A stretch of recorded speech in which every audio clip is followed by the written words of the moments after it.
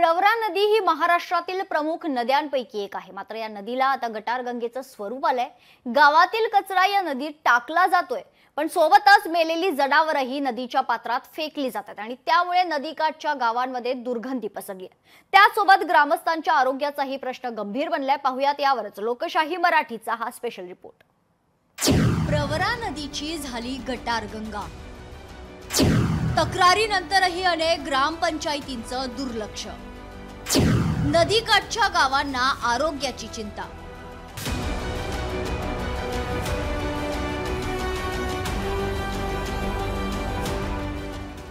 आम्ही तुम्हाला जी दृश्य दाखवतोय ती कुठल्या डंपिंग ग्राउंडची नाहीयेत किंवा कुठल्या कचऱ्यावर प्रक्रिया करणाऱ्या प्रकल्पाचीही नाही, तर ही दृश्य आहेत महाराष्ट्रातील प्रसिद्ध प्रवरा नदीतील।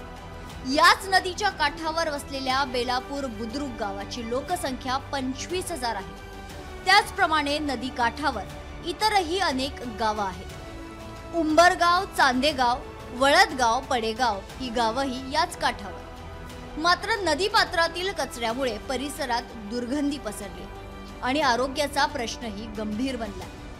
ग्रामपंचायत समितीला 2-3दा सांगितलं आम्ही, पण त्यांनी काही दखल घेत नाही।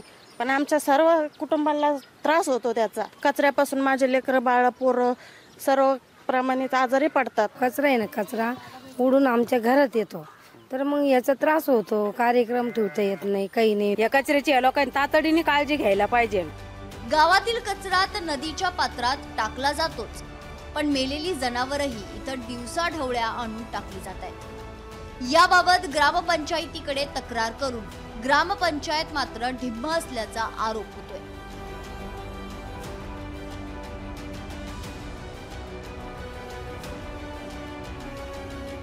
देशाचे पंतप्रधान म्हणतात की सर्व नद्या जे आहे ते स्वच्छ ठेवा आणि स्वच्छ पाणी जे आहे ते नागरिकांना द्या। मात्र ह्या ठिकाणी अहिल्यानगर जिल्ह्यातील बेलापूर ग्रामपंचायतचा अजब कारभार जर पाहिला तर हा कधी बंद होणार आणि नागरिकांची जो आरोग्याशी खेळ जो आहे तो सुरू असलेला कधी बंद होणार हे देखील पाहणं महत्त्वाचं असणार आहे।